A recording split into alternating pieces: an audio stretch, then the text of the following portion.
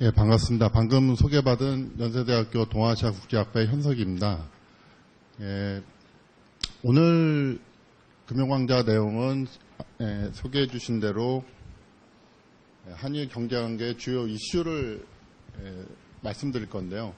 아마 여러분들이 굉장히 관심이 있고 최근 뉴스나 신문을 통해서 많이 접하고 있는 그런 주제 중에 하나입니다. 오늘 강좌를 준비하면서 그래서 뭔가 그 사이에 좀 반전이 있지 않을까, 한일 간의 관계가 좀 개선이 되고 좋은 방향으로 가면은 오늘 강좌 내용도 좀 더 미래지향적인 내용을 좀 담고 싶었는데 그렇지는 않은 것 같아요. 그래서 좀 약간 무거운 마음이지만 그래도 좀 더 한일 간의 그 경제 관계에 대한 주로 팩트에 기반해서 여러분들한테 좀 설명을 드리도록 하겠습니다. 그래서 주요 내용은 뭐 다 아시는 내용이겠지만 지금 7월 초부터 해가지고 한 5개월 동안 한국과 일본 사이에 어떤 일들이 일어나고 있는지 무역 분쟁의 주요 경과를 좀 보고, 그러면 왜 일본이 갑자기 한국을 안보상 신뢰할 수 없는 국가라고 생각을 하고 수출 규제를 시작을 했는지, 그러한 좀 배경들을 좀 살펴보겠습니다. 그리고 두 번째로는 주로 경제 데이터를 가지고 한국과 일본의 경제 관계가 어떠한지, 그리고 한국과 일본 하면 아마 여러분들도 한국 기업과 일본 기업들이 많이 경쟁을 한다고 생각을 하고 있을 텐데요. 또 경쟁뿐만 아니라 상호 협력을 하고 있는 분야들이 꽤 있습니다. 그래서 그 부분에 대해서 좀 설명을 드리고, 마지막 마무리라고 써놨는데 사실 마무리를 하기는 어려울 것 같습니다. 지금 계속 전개가 되고 있고 또 앞으로 어떤 방향으로 갈지 아무도 예측할 수는 없지만, 마무리라고 썼던 부분은 우리가 이 동아시아에 한국과 일본만 있으면 모르겠지만 주변에 관계국들이 있습니다. 중국도 있고 러시아도 있고 또 태평양 건너편에는 동아시아는 아니지만 미국이 있습니다. 그래서 그러한 국제 정세 또 동아시아의 어떤 질서의 변화 측면에서 한국과 일본의 관계를 좀 더 생각보자는 그런 측면에서 마무리에 좀 몇 가지 자료를 좀 추가해 봤습니다. 약간 보시기 어려운 부분도 있는데, 이제 한국과 일본의 무역 분쟁의 주요 경과들을 한번 좀 정리를 해 봤습니다. 7월 1일 날 보면은 일본의 경제산업성이 반도체나 디스플레이의 주요 3종 소재, 플루오린, 폴리미드, 포토레지스트리, 불화수소에 대한 한국 수출 규제를 강화하게 했다고 발표를 합니다. 아마 이런 수출 규제가 없었으면 여러분들이 평생 동안 이런 소재의 이름을 들어보실 일이 없을 겁니다. 그렇지만 굉장히 뉴스나 신문을 통해서 자주 듣고 계시고요. 그다음에 7월 4일 날 이런 3종 소재에 대한 수출 규제를 실시하고 8월 1일 날 가기 결정을 합니다. 그리고 28일 날 한국을 화이트리스트에서 제외를 하고, 그 사이에 보면은 완전히 수출을 막은 건 아니고 건별로 이제 허가를 내주고 있습니다.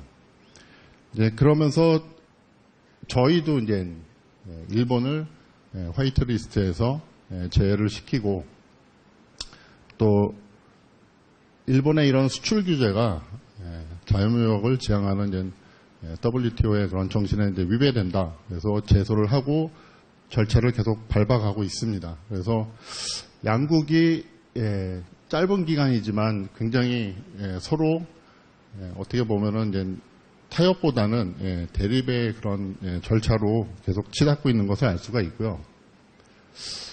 그러면은 이런 일본의 수출 규제가 어떠한 영향을 줄 것인가? 아직까지 저희 경제에 크게 영향을 주고는 있지 않는데요. 저희가 이제 생각해 봐야 될 부분은 글로벌 공급망 측면에서 한번 생각해 볼 필요가 있습니다.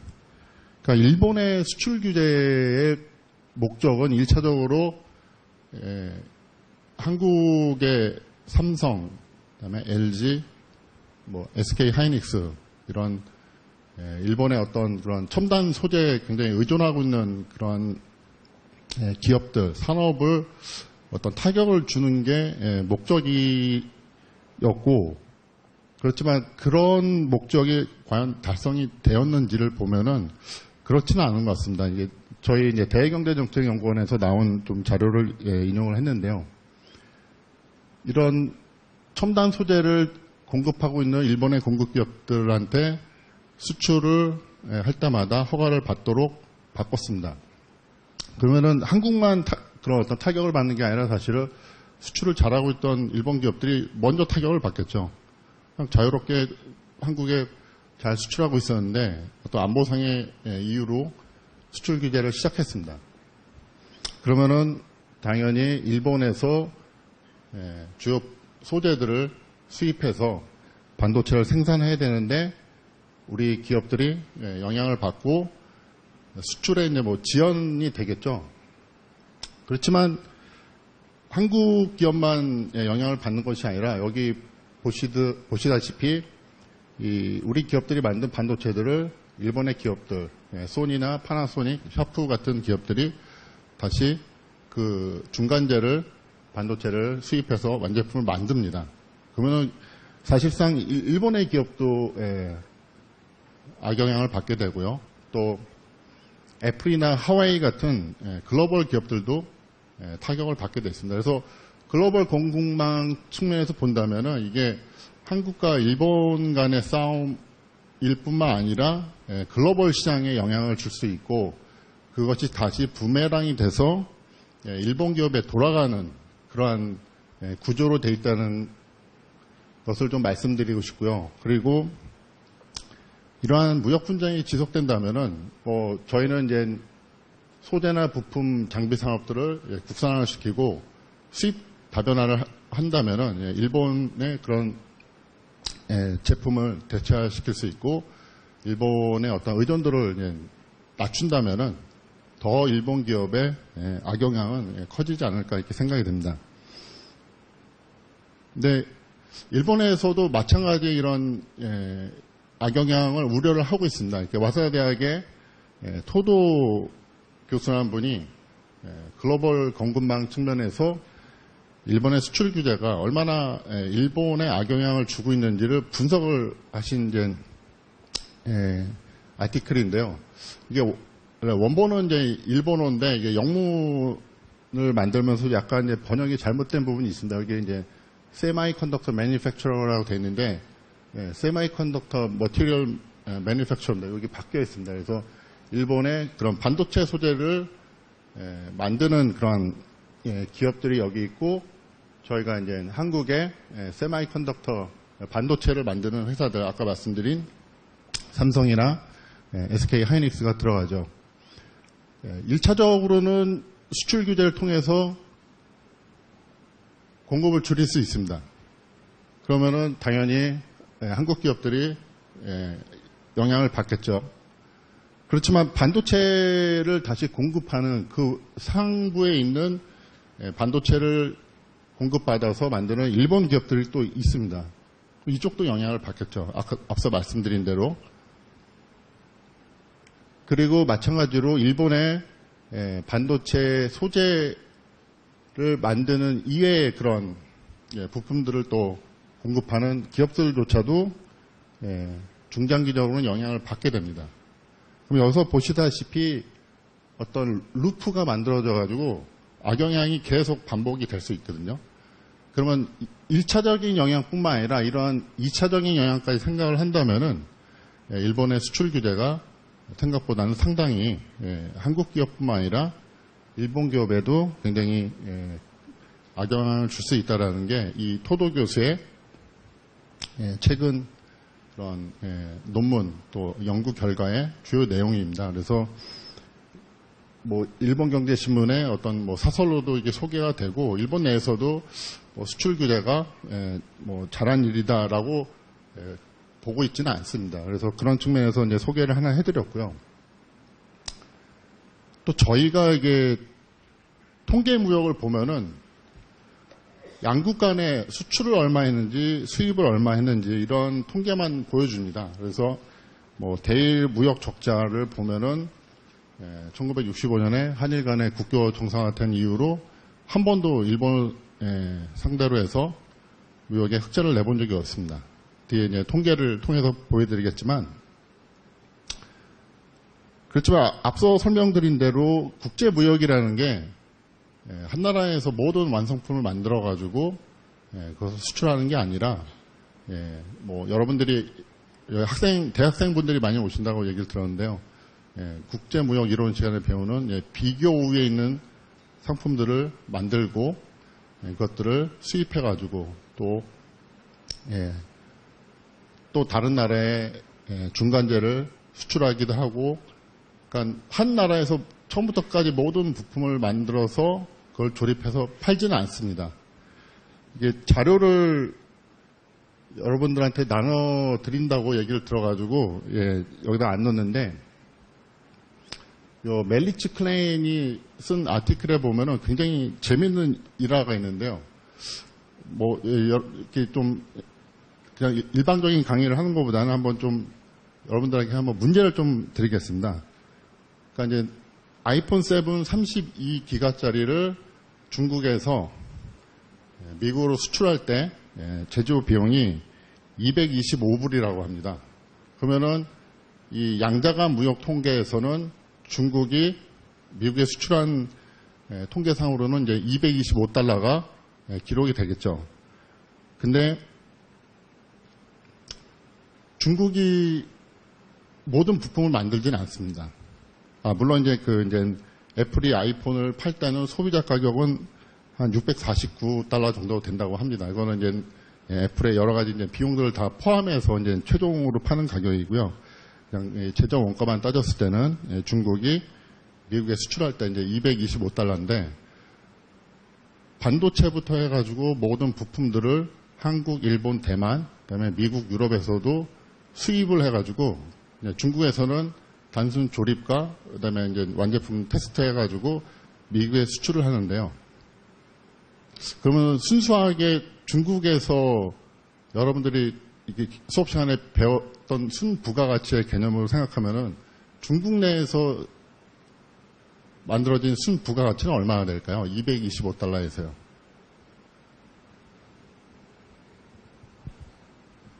그러니까 수출 통계만 보면은 중국이 미국에다가 225달러를 수출하는 걸로 잡히는데, 반도체부터 해가지고 모든 부품은 사실 중국에서 만들지는 않습니다. 그러니까 한국에서도 반도체 수입하고, 일본, 대만, 미국, 유럽 다른 나라에서도 다 수입을 한 다음에 그거를 조립을 하고 완제품을 미국에 수출하는데, 얼마 정도 될까요? 중국 내에서 생산되는 순부가가치는. 혹시 그냥 뭐 추측을 한번 해보시면은, 그래도 225달러인데 거기에 뭐 한 그래도 10%는 되지 않을까? 라고 생각하실 수 있는데, 이 아티클에 따르면은 5달러밖에 안 된답니다. 그러니까 중국 내에서 발생하는 순부가가치는 5달러고, 수입하는 부품과 모든 소재 비용이 220달러랍니다. 그러니까 사실은 어떻게 보면은 중국에서 미국에 수출한 금액이 굉장히 과대하게 나올 수밖에 없는 거죠. 그래서 이런 양자간의 무역 통계에서는 상당히 저희가 그걸 파악하기가 어렵습니다. 앞에 글로벌 서플라이 체인, 이제 글로벌 공급망에서 보면은 상당히 많은 부품 소재를 수입을 하고 또 다시 중간재를 수출하고 그거를 받아들여서 최종 제품을 만들어서 수출하기 때문에, 근데 그런 것들이 계산이 안 되고 그냥 최종 수출한 그런 총 가치만 계산이 되기 때문에, 사실상 이 통계를 보고 우리는 굉장히 상대의 어떤 교육 관계에 있어서 적자를 좀 보고 있다라고 보기는 좀 어렵다는 그런 문제점을 지적을 하고 있습니다. 그래서 이 두 사람의 이제 페이퍼의 제목이 What do we learn from bilateral trade deficit? 양국 간의 무역 적자에서 우리가 무엇을 배우는가, 무엇을 알 수 있는가, 이러한 아티클에서 그런 문제점을 아이폰 이야기를 하면서 지적을 하고 있는데, 한번 여러분들이 관심이 있으면 한번 보시면은 좀 더 이해가 되실 겁니다. 그래서 한국과 일본의 관계가 글로벌 시장을 놓고는 가전제품, 전자제품을 놓고 보면은 서로 경쟁을 하고 있겠지만, 일본에서의 주요 소재와 부품을 수입하고 다시 글로벌 시장에 판매를 하고 있고, 이런 관계를 보면은 과연 이게 경쟁의 관계만 존재한다고 보기는 좀 어려운 면들이 좀 있습니다. 약간 여러분들이 국제무역 시간에 배웠을 수도 있는 그런 내용인데요. 그러니까 통상적으로 국제 자유무역에서는 다음과 같은 이제 세 가지 경로를 통해서 경제 성장의 잠재력을 높일 수 있다라고 이야기를 합니다.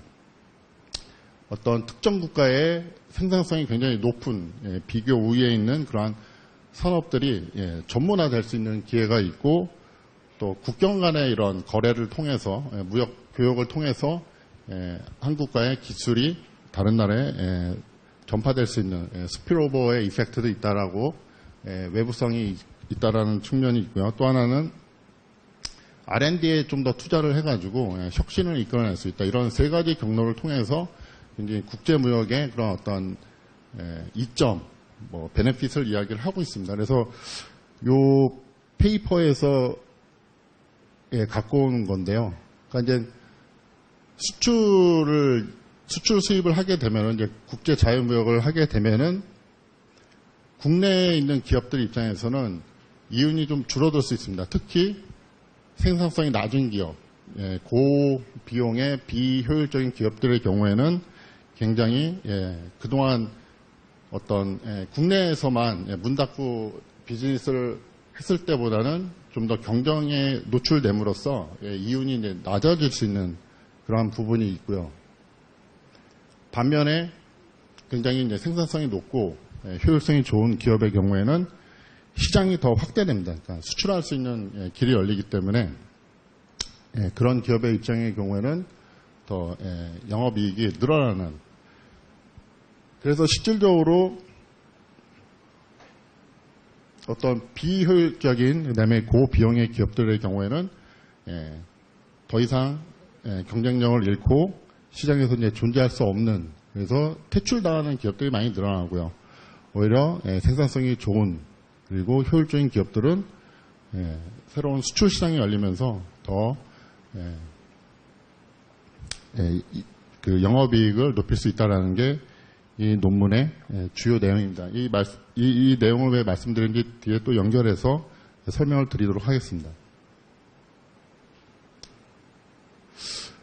그러면은 앞서 말씀드린 대로 일본이 6월 말에 오사카에서 G20 끝나고 자유무역, 공정경쟁 이런 얘기하면서 잘 맞췄는데 갑자기 7월 초에 수출 규제라는 카드를 꺼냈습니다. 갑자기 꺼냈을까요? 그런 부분에 대한 힌트를 얻기 위해서 그러니까 한국과 일본 동아시아 연구원과 일본의 언론 NPO라는 곳에서 한국과 일본의 양국 국민이 상대 국가에 대해서 어떻게 생각을 하고 있는지 2013년도부터 매년 조사하는 그런 서베이를 잠깐 소개를 해드리겠습니다. 이제 한 가지 좀 유의하실 부분은 요거는 2019년 5월에 실시를 했기 때문에 사실은 이제 수출 규제가 시작되기 이전에 이제 조사를 했기 때문에 아마 지금의 감정 아니면은 양국 국민이 갖고 있는 한국과 일본에 대한 인식을 정확하게 이제 반영한다고 볼 수는 좀 어렵습니다. 아마 내년에 조사를 한다면은 특별한 반전이 없으면은 굉장히 더 안 좋은 결과가 나오지 않을까 이렇게 생각이 되는데요. 첫 번째 질문을 보면은 여러분들은 상대국에 대한 어떠한 인상을 가지고 있습니까? 라고 이제 질문을 합니다. 일본 사람한테는 한국에 대해서 어떻게 생각을 하는지, 한국 사람들한테는 일본에 대해서 어떻게 생각을 하는지 질문을 합니다. 어떻게 결과가 나올까요? 우리는 가깝고도 먼 이웃나라 일본에 대해서 여러 가지 감정을 갖고 있습니다. 마찬가지로 일본도 한국에 대해서 여러 가지 이제 감정을 갖고 있겠죠. 여기 보시면은 좀 흥미로운 게 말씀드린 대로 2013년부터 해서 2019년 최근까지의 결과를 보시면은 한국의 경우에는 그러니까 앞서 말씀드린 대로 이제 약간 수출 규제가 시작하기 이전의 서베이이기 때문에 명확하게 볼 수는 없지만 좋지 않은 인상을 갖고 있는 비율이 굉장히 떨어집니다. 2013년부터 해가지고 쭉 떨어지는 트렌드를 갖고 있고 반대로 일본에 대해서 좋은 인상을 갖고 있는 답변이 계속 늘어나고 있습니다. 근데 일본의 경우에는 좀 다릅니다. 한국에 대해서 좋지 않은 인상을 갖고 있는 2014년, 15년에 좀 높았는데 트렌드를 보면은 좀 올라가고 있습니다. 확실히 좋은 인상을 갖고 있다라는 일본의 답변을 하는 사람들의 비율은 떨어지고 있습니다.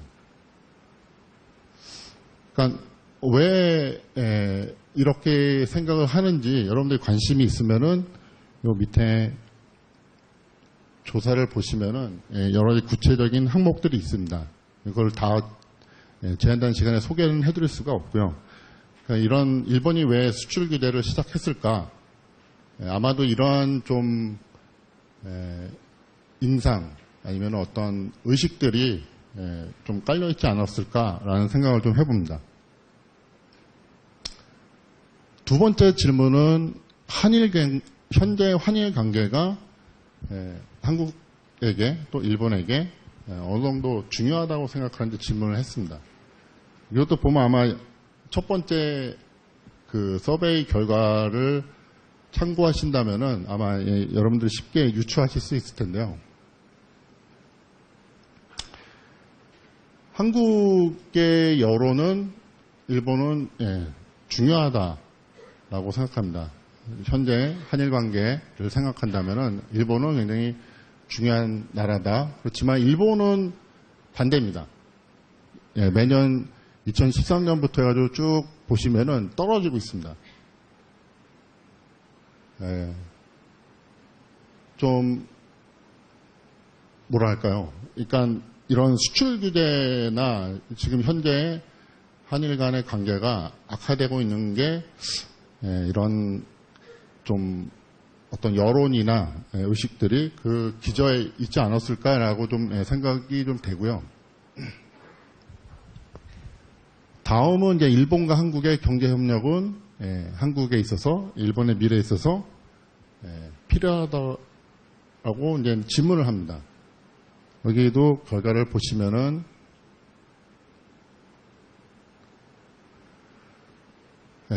한국과 일본의 경제 협력은 필요하다라고 답변한 일본 국민이 43% 정도.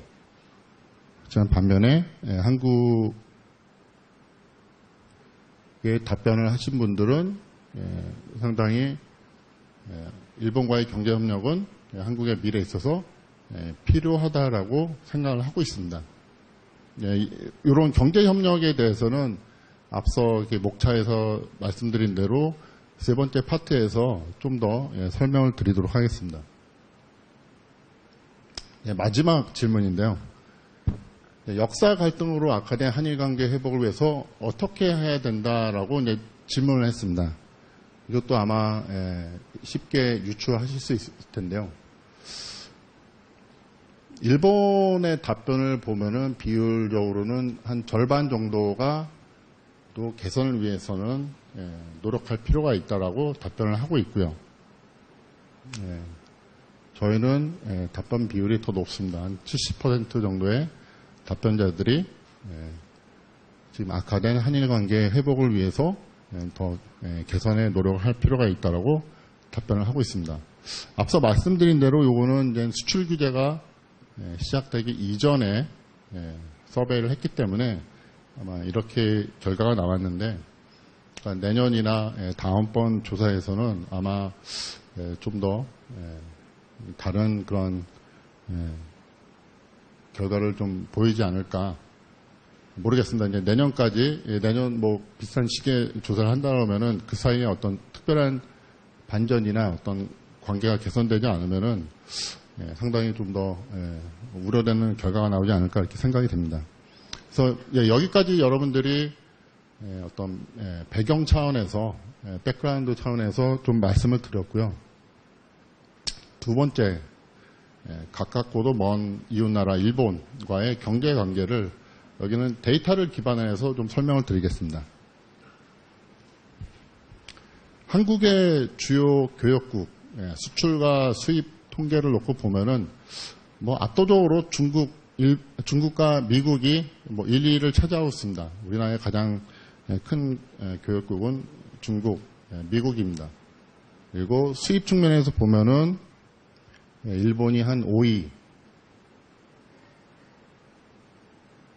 한 300억 달러 정도의 수출을 하고 있고, 또 수입 측면에서 보면은 540억 정도의 수입을 하고 있습니다. 여기서 통계 2018년 기준으로 놓고 보더라도 수입이 더 많고 무역 적자가 있다는 것은 알 수 있을 텐데요. 그러니까 수출 수입을 다 합치면은 중국, 미국 다음에 세 번째로 큰 교역 상대국입니다. 마찬가지로 일본의 주요 교역국을 보더라도 똑같습니다. 중국이 넘버원이고 그 다음이 미국이고 수출 면에서는 한국이 세 번째로 큰 교역 파트너입니다. 그리고 일본의 수입 측면에서 보면은 다섯 번째로 큰 교역 상대국이고 수출 수입을 합치면은 마찬가지로 중국, 미국에 이어서 세 번째로 큰 교역 상대국임을 알 수가 있습니다. 앞서 잠깐 말씀드린 대로 대일 무역 수지를 보면은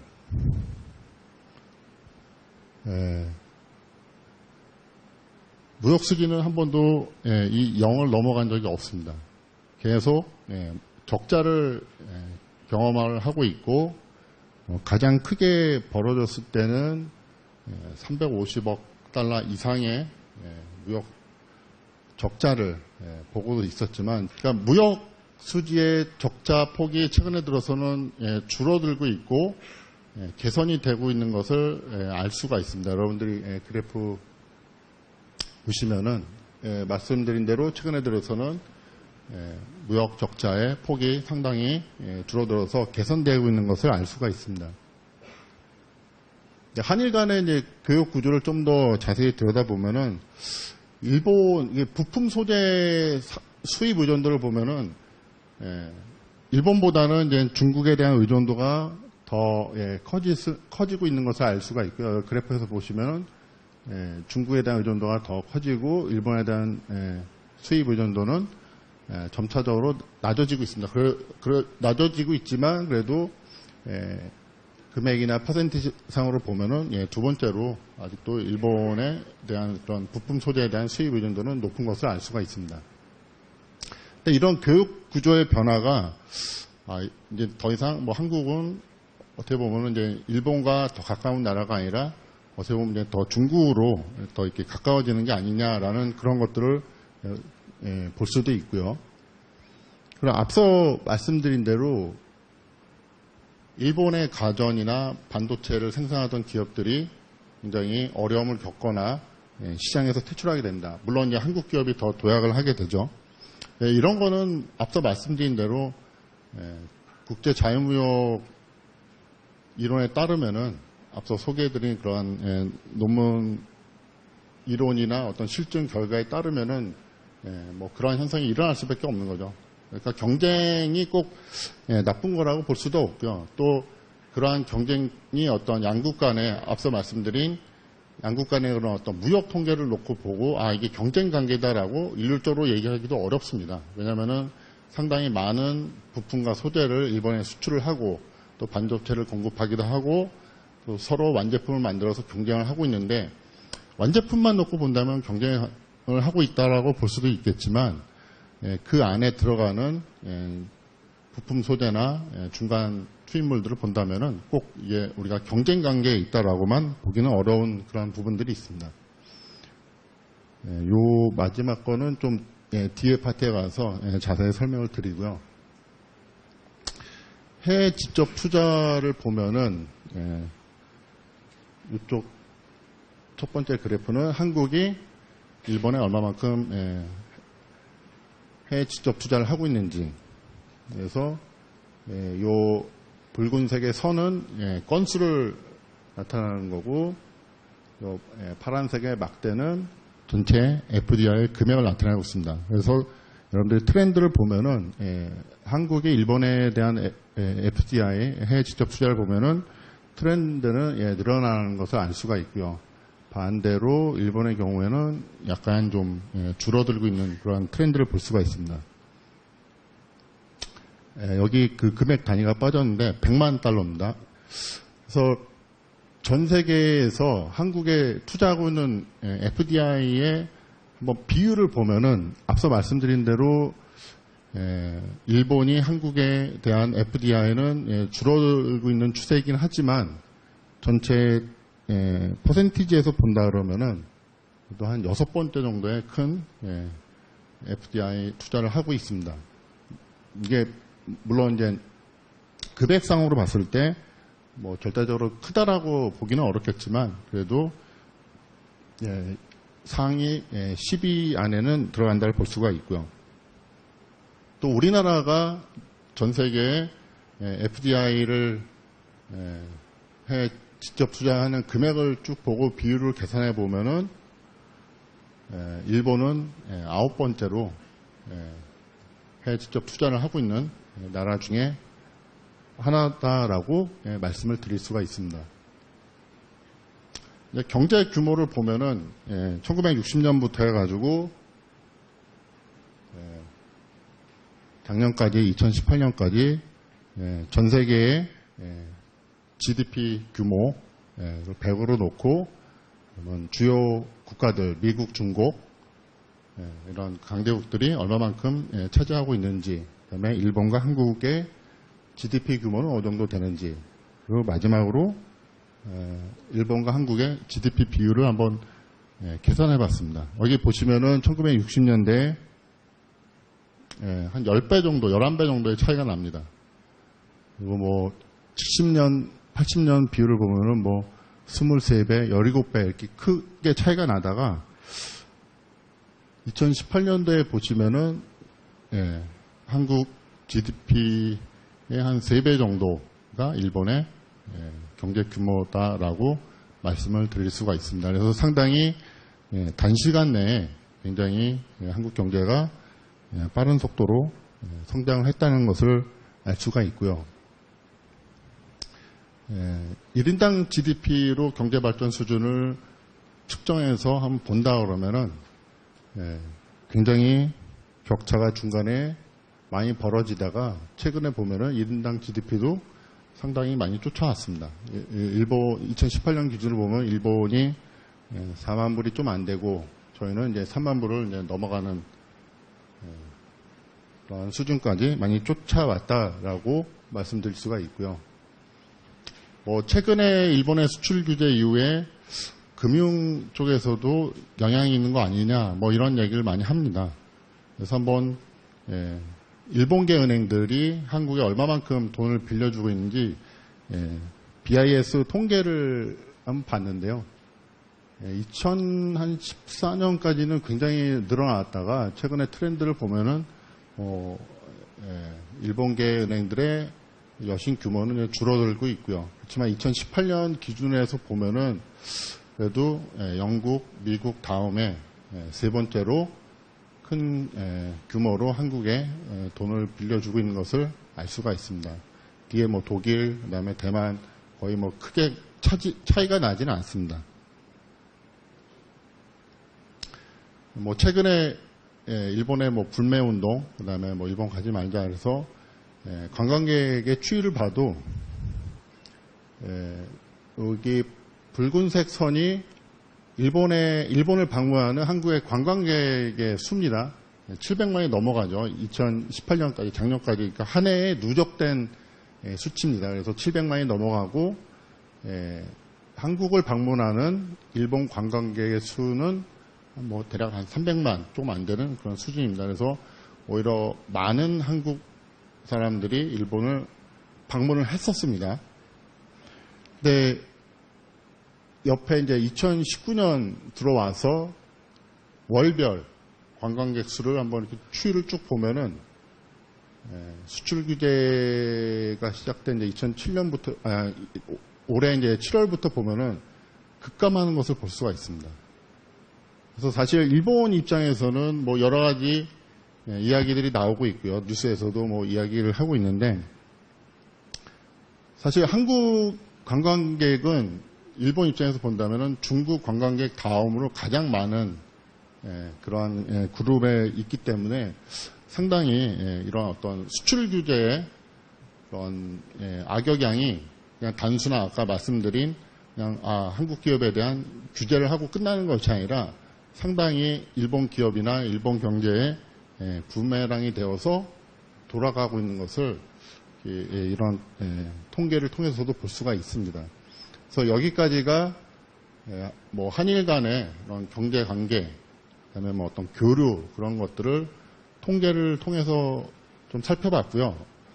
굳이 이런 통계를 말씀드린 건 뭐냐면은 그냥 수출 규제를 하고 있으니까 우리가 뭐 일본과의 어떤 수출 규제만 보는 것이 아니라 그러면 한국과 일본이 경제적인 측면에서는 어떤 관계에 있는지 그런 부분들을 좀 더 여러분들이 이해를 돕고자 하는 측면에서 말씀을 드렸고요. 세 번째는 지금 한일 간의 경제 협력을 말씀드리려고 합니다. 그러니까 수출 수입이라는 것만 놓고 보면은 상당히 경쟁을 하고 있다라는 그러한 인상을 받을 수가 있습니다. 그렇지만 지금 이 세 번째 파트에서 드리는 아마 그 말씀을 보시면은 꼭 그렇지만 않다라고 말씀드릴 수 있습니다. 아마 잘 모르시거나 이렇게 처음 듣는 내용일 수 있습니다. 그러니까 한국과 일본이 제3국, 주로 이제 개도국의 뭐 아세안 국가들의 공동으로 진출할 때, 그러니까 해외 프로젝트를 한다든지 어떤 인프라를 건설할 때 한국과 일본의 기업들이 상당히 많이 협력을 합니다. 그래서 그 대표적인 게 보면은 우리나라의 수출입은행과 일본의 수출입은행인 국제협력은행이 MOU를 맺고 양국의 기업들이 어떤 신흥국에 진출을 해서 공동의 프로젝트를 한다든지 어떤 공동의 사업을 하는 경우에 서로 지원해주자라는 MOU를 체결을 합니다. 그래서 왜 그럼 이런 3국의 공동 진출 협력이 이루어졌냐면은 한국 기업들의 가격 경쟁력이나 기술 경쟁력이 상당히 높아졌습니다. 앞서 통계에서 말씀드린 대로 한국의 높은 단기간에 높은 경제 성장을 이뤄냈고 저희 기업들이 상당히 그만큼의 어떤 가격 경쟁력과 기술 경쟁력을 갖게 되었다. 그리고 일본의 쇼샤라고 그러죠. 이런 상사들이 많은 정보를 갖고 있습니다. 해외 거점들이 많이 있다 보니까 어떤 나라에서 어떤 프로젝트를 하는데 우리가 같이 들어가자. 뭐 한국의 기술력을 가지고 한국의 제품을 가지고 일본의 어떤 정보력, 그 다음에 일본계 은행들의 자금력을 가지고 서로 협력하는 모델로 해서 제3국 공동 진출을 많이 하고 있습니다. 그래서 한국수출입은행과 일본국제협력은행 웹사이트에서 얼마만큼의 그런 코파이낸싱 협조융자를 하고 있는지 이게 전부는 아닐 겁니다. 그러니까 웹사이트에 공개된 것들만 최근 한 4년 정도 정리를 해봤는데요. 보면 다양한 국가에서 많은 공동의 프로젝트를 지원을 하고 있습니다. 특히 특징적인 거는 물론 이제 2019년대에 소개된 두 개 프로젝트는 양국의 대표적인 수출입은행 ECA만 참여를 했지만 대부분의 프로젝트의 코파이낸싱은 일본계 상업은행들이 상당히 많이 들어가 있습니다.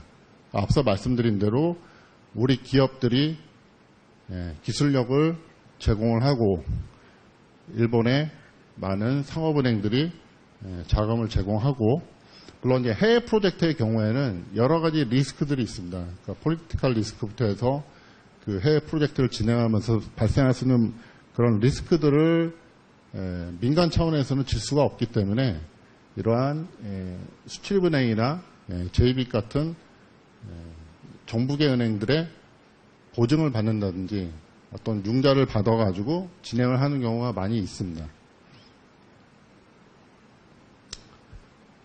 그럼 왜 우리 기업들이 단독으로 못하고 또 우리나라 여기 보시면은 우리나라 은행들은 하나도 안 보이죠? 왜 우리나라 은행들은 여기 안 보일까요? 우리 기업들은 해외 나가서 많은 프로젝트를 하고 있는데 여기 여러분들이 보시면은 우리나라 상업은행들은 한 군데도 안 들어가 있습니다. 대부분 우리나라의 대표적인 정부계 은행인 수출은행만 들어가 있고 하나도 안 들어가 있습니다. 그 부분을 먼저 말씀드리기 전에 프로젝트 파이낸스의 리그 테이블입니다. 순위를 쭉 보시면은 일본계 은행들이 상위에 랭크되어 있죠. MUFG나 SMBC, 그다음에 미주은행, 그다음에 중국계 은행도 보입니다. 여기 상위 10위까지에 우리나라 은행들은 한 군데도 못 들어가 있습니다. 그러니까 이쪽에 이제 멀티레터럴, 이제 MDB나 아니면은 이런 ECA 같은 경우는 작년 같은 경우는 수출입은행과 무역보험공사가 몇 개 좀 큰 프로젝트를 해가지고 요 가로에 있는 숫자는 전년도 순위인데요. 5위에서 1위로 올라갑니다. 그러니까 해외 프로젝트 관련해서는 우리나라 은행들이 상업은행들이 전혀 힘을 발휘할 수가 없습니다. 그런 이유에는 여러 가지가 있는데요. 일본의 엔화는 국제화된 통화지만 우리 원화는 국제화된 통화가 아닙니다. 그러면 해외 나가서 프로젝트 할 때 상당히 어렵겠죠. 일본은 그냥 엔화 자금을 쏴주면 됩니다. 그러면은 엔화를 가지고 물론 상대 국가가 엔화를 달러나 유로나 다른 국제 통화로 바꿀 수 있겠죠.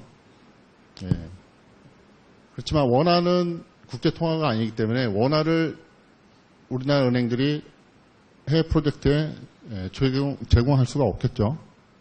원화를 제공한다고 해도 그거를 쉽게 다른 통화로 바꾸기가 어렵습니다. 그러다 보니 해외 프로젝트 할 때는 상당히 우리나라 은행들이 힘을 발휘할 수가 없고 또 악순환이죠.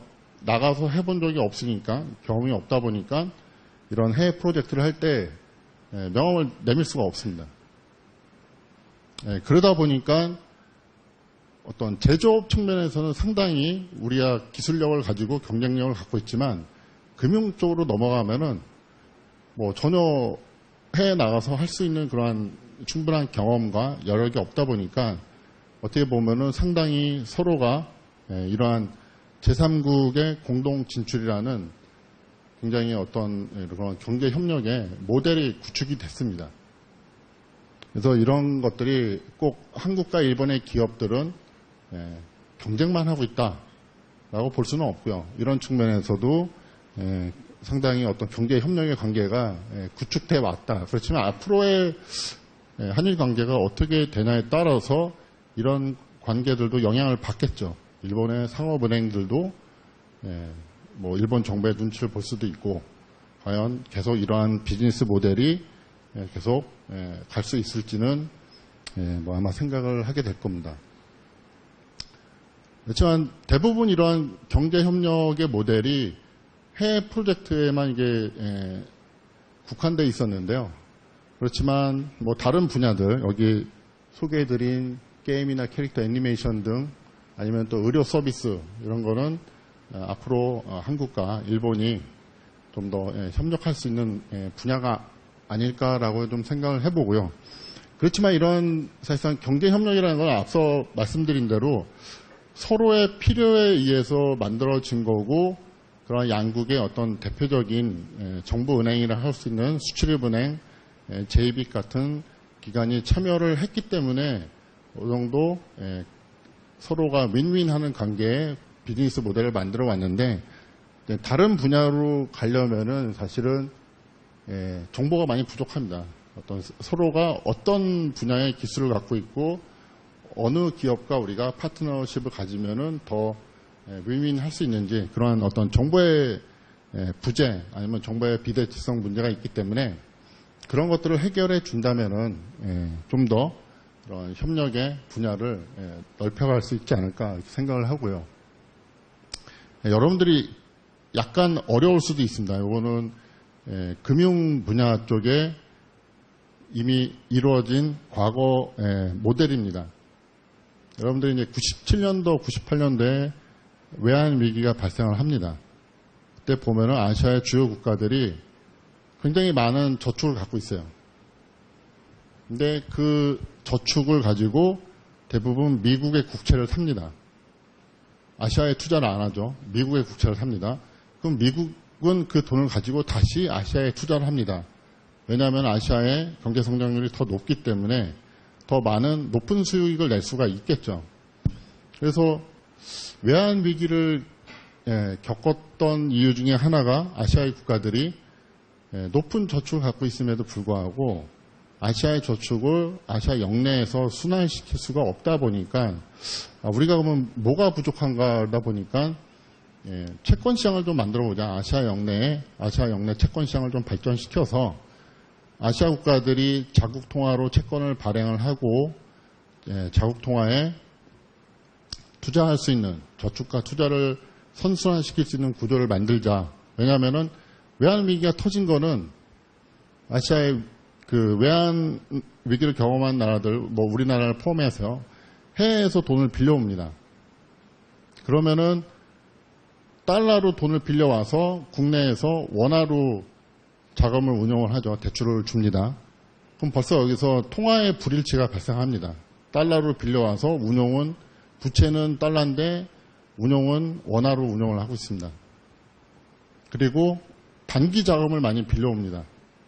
그리고 대출해줄 때는 장기로 운용을 하다 보니까 만기의 불일치가 발생해가지고 이런 문제들, 소위 말하는 이제 통화와 만기의 불일치에서 뭐 더블 미스매치라고 이중 불일치 문제를 많이 얘기하는데 그런 문제를 해소해보자 해가지고 아세안 플러스 3, 아세안 10개 나라와 한중일 3개국이 모여서 에이시안 본드 마켓 이니셔티브라는 거, 아시아 채권 시장 이니셔티브를 시작합니다. 그러면 뭐 각국이 노력을 하겠죠. 채권 시장이 없던 나라들은 채권 시장을 발전시키고 또 채권 시장이 있는 나라들은 더 발전시켜 나갑니다. 근데 그런 ABMI 프레임워크에서 논의된 게 코리안 CBO, 한국 CBO라는 겁니다. 여러분들이 약간 어려울 수도 있는데요. 그러니까 한국의 중소기업들이 앞서 보신 것처럼 일본에서 많이 수입을 하죠. 그러면 일본에서 일종의 무역금융 측면에서 트레이드 파이낸스 측면에서 도움을 주고자 이러한 스킴을 만듭니다. 한국의 중소기업들이 채권을 발행하면은 그것을 묶습니다. 저희가 이제 구조화라고 그러는데요. 채권을 묶어가지고 채권을 나눌 수가 있습니다. 그러니까 좀 우량한 자산으로 이루어진 부분들, 그렇지 않은 부분들, 그러면은 선순위 채권, 후순위 채권, 시니어하고 주니어로 나누는데요. 선순위 채권만 모아가지고 SPC를 만들어가지고 채권을 CBO라는 걸 만듭니다. 담보부 채권을 발행을 해가지고 1차적으로는 우리나라 기업은행이 보증을 쓰고 이게 엔화표시 채권이기 때문에 해외 발행을 합니다. 싱가포르의 거래소에다 상장을 시키는데 그때 앞서 말씀드린 일본의 수출입은행인 JBIC이 2차 보증을 씁니다. 그러니까 상당히 한국과 일본 간의 금융협력 차원에서 이루어진 겁니다. 한국의 중소기업들이 발행한 채권을 묶어가지고 국경을 넘어서 싱가포르에 상장을 시키고 아시아의 다른 투자자들한테 팔 때 한국의 기업은행, 일본의 수출입은행이 서로 보증을 쓰는 그러한 금융협력의 모델로 이루어졌고요. 그래서 2004년도에 실행이 된 모형이 어떤 양국 간의 금융협력의 결과로서 나온 겁니다. 그래서 이런 것들이 뭐 지속적으로 좀 이루어졌으면 좋겠는데 상당히 어려운 면이 있습니다. 뭐 여러분들이 잘 아시는 것처럼 정치적인 측면도 있고 지금과 같은 이러한 분위기가 안 좋을 때는 어렵겠지만 한 가지 또 논의를 했었던 게 요 부분도 약간 오늘 무역하고는 좀 다른 또 국제금융이나 자본시장에 관련된 이슈인데 앞서 말씀드린 게 ABMI 차원에서 논의를 하고 있는 게 있습니다. 지금은 한국에서 채권을 발행하는 절차와 일본에 가서 발행하는 절차, 태국, 뭐 중국 다 다릅니다. 그러면은 우리 기업들이 태국에 가서 뭔가 비즈니스를 하고 싶은데 자금을 조달할 수 있는 방법은 태국의 은행에서 자금을 빌리는 대출을 받는 것밖에 없겠죠. 그러면은 그냥 우리 기업들이 태국 시장에 들어가서 좀 더 자유롭게 채권을 발행하고 자금을 조달한다면은 앞서 말씀드린 환 리스크가 없어지죠. 태국에서 비즈니스를 하는데 태국 바트화로 채권을 발행하고 그 자금을 조달해서 비즈니스를 하고 다시 태국 바트화로 상환을 하면 되겠죠. 그런 측면에서 아시아 각국의 어떤 채권 발행과 투자를 표준화시켜보자라는 논의가 있습니다. 여기 AMBIF 해가지고 Asian Multi-Currency Bond Issuance Framework 해가지고 아시아의 통화로 채권을 발행할 때 우리가 공통의 프레임워크를 만들어보자라고 추진을 하고 있고요. 여러분들이 아마 관심 있는 분들은 찾아보시면은 이 표준화된 문서들이 다 공개가 되어 있습니다. 그래서 아시아의 일부 국가들은 이거를 진행을 하고 있는데요. 안타깝게도 한국과 일본은 처음에 좀 논의를 하다가 그 다음에는 좀 멈춰 있는 상태입니다. 근데 사실 왜 뭐 그럼 한국하고 일본이 뭐 이렇게 중요하냐? 아세안 10개 나라와 한중인을 놓고 본다면은 자본시장이 그나마 발전이 돼 있고 뭐 중국의 채권시장, 자본시장도 굉장히 큽니다. 여러분들 통계를 보면은. 그렇지만 중국의 약점은 뭐냐면은 여러분들이 잘 알고 계시는 것처럼 자본 통제를 하고 있습니다.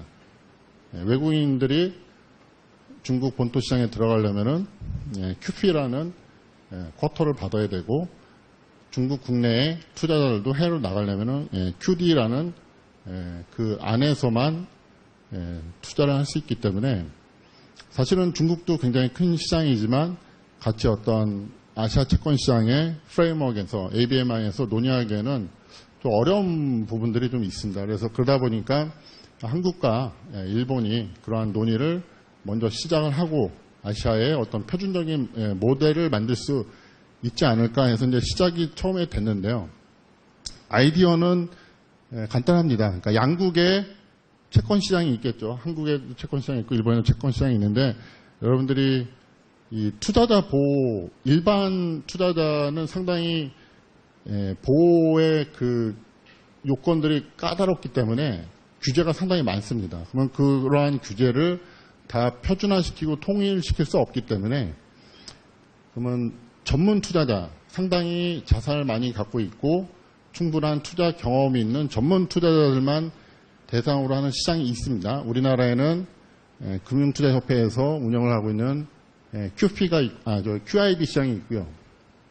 일본에는 거래소 안에 도쿄 프로 시장이 있습니다. 그러면 이 두 개의 시장을 연결을 해가지고 또 이게 국경을 넘어가면은 여러분들이 채권을 투자한 다음에는 자금 결제만 이루어지는 게 아니라 증권 결제도 이루어져야 됩니다. 왜냐면은 내가 일본 채권을 샀는데 증명이 돼야 되겠죠. 계좌상으로 내가 산 채권이 내 계좌에 들어와야 됩니다. 그러면은 대부분 뭐 유로클리어나 클리어스트림 같은 국제 결제 기구를 통해서 하는데 그러면 상당히 많은 비용을 내야 됩니다. 그렇지 않고 우리나라의 예탁결제 기구인 KSD를 이용하고 일본의 예탁결제원인 자스덱을 이용하면은 양국 간의 기존 인프라를 가지고도 시장을 연계해서 우리 기업들이 만약에 엔화를 조달하고 싶다.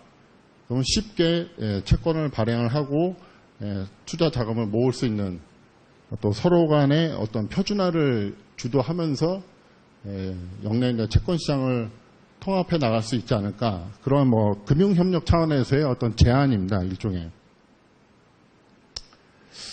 예, 이제 뭐 마지막 마무리 단계에 왔는데요. 뭐 앞서 말씀드린 대로 제가 뭐 마무리를 할 수 있는 능력도 없고 지금 계속 전개되고 있는 이야기이기 때문에 그냥 하나의 어떤 힌트로서 뭐 이런 것도 좀 생각해 볼 필요가 있지 않을까라는 측면에서 말씀을 좀 드리겠습니다.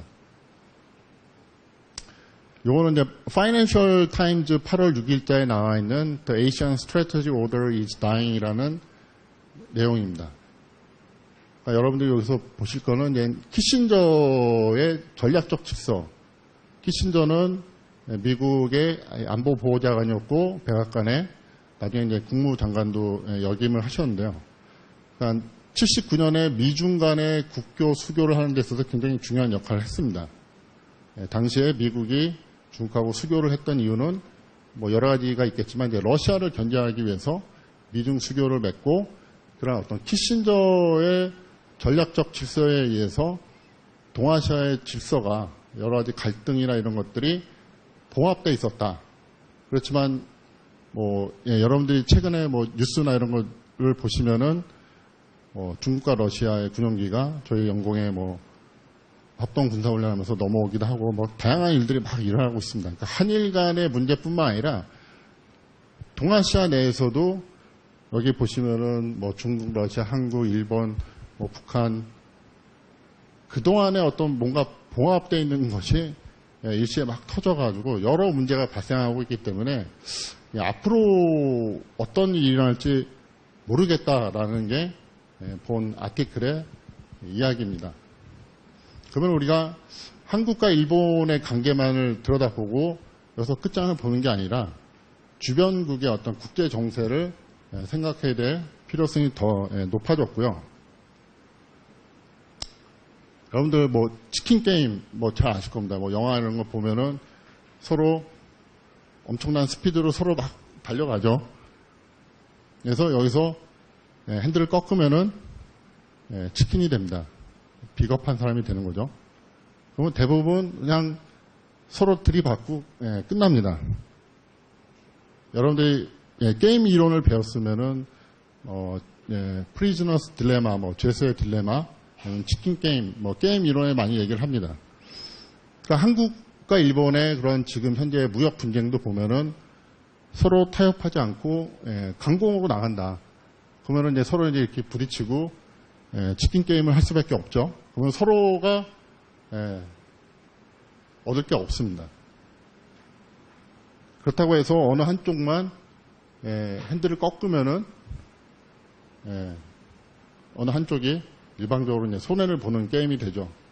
그럼 서로가 타협해가지고 같이 핸들을 꺾으면 됩니다.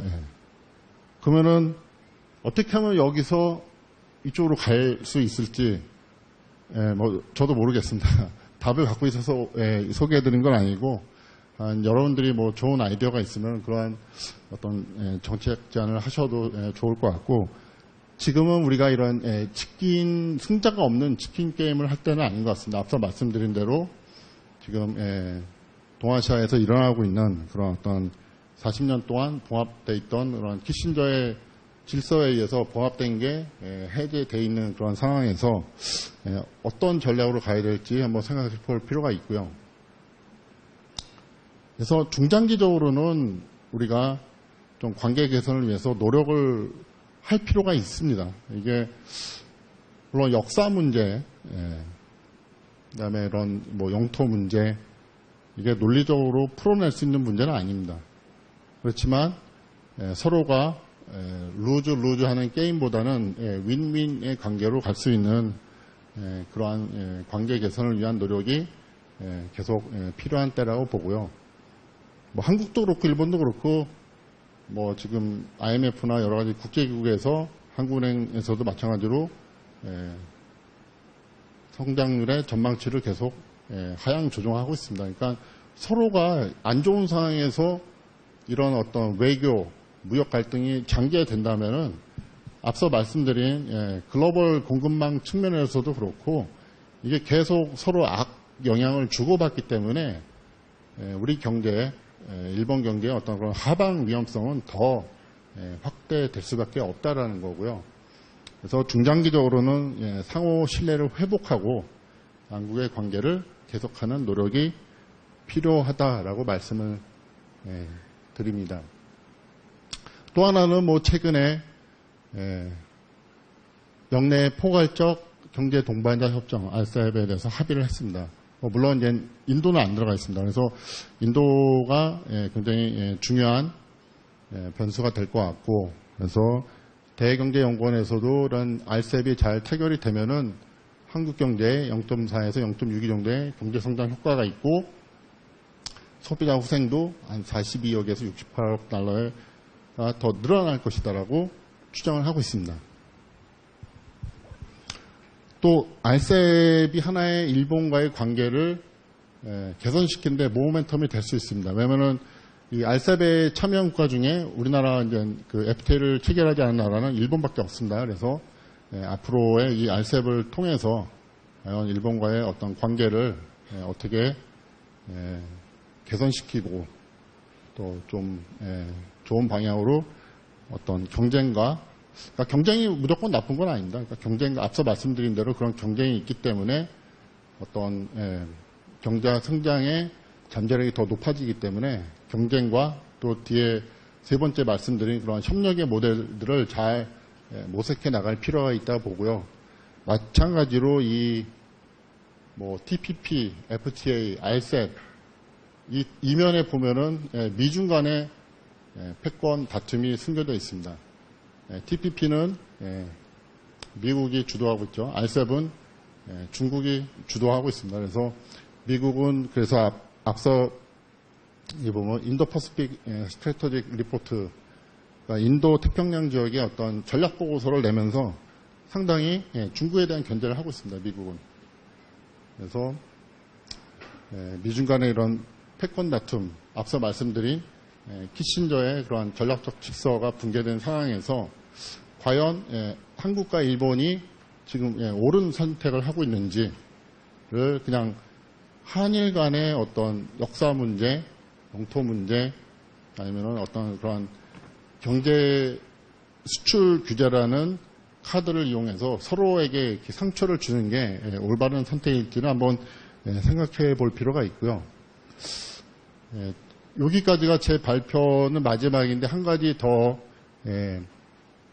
슬라이드에는 없는데 한번 여러 고민을 좀 해봤습니다. 이게 어떻게 그러면은 어느 방향으로 가는 게 한국과 일본 양국에 도움이 될까라고 생각해봤을 때 2003년도에 노무현 전 대통령이 일본을 방문을 하시고 일본의 방송국 TBS에 나가서 일본 국민 100명과 대화를 하는 게 있습니다. 여러분들이 아마 검색해 보시면은 유튜브에 쉽게 보실 수 있을 텐데요.